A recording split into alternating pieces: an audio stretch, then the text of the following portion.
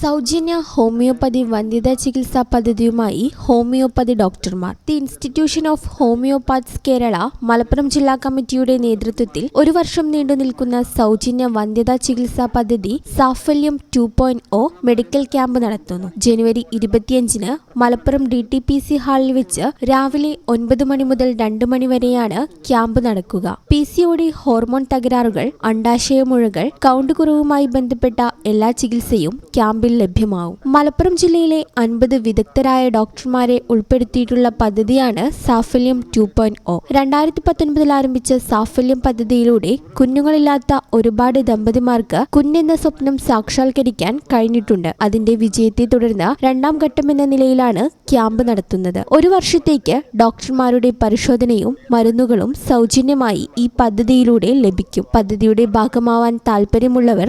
7907169449 എന്ന നമ്പറിൽ രജിസ്റ്റർ ചെയ്യാവുന്നതാണ്. ആദ്യം രജിസ്റ്റർ ചെയ്യുന്ന 100 ദമ്പതിമാർക്കായിരിക്കും ഈ പദ്ധതിയുടെ ഭാഗമാവാൻ അവസരമുണ്ടാവുക എന്ന് ജില്ലാ സെക്രട്ടറി ഡോക്ടർ നൌഫൽ മങ്ങാട്, ജില്ലാ വൈസ് പ്രസിഡന്റ് ഡോക്ടർ P.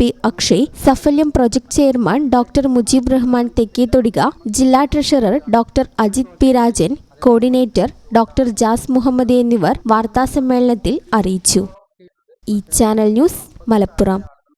ഞങ്ങളെപ്പറ്റി നിങ്ങൾക്കല്ലേ കൂടുതൽ അറിയുന്നത്?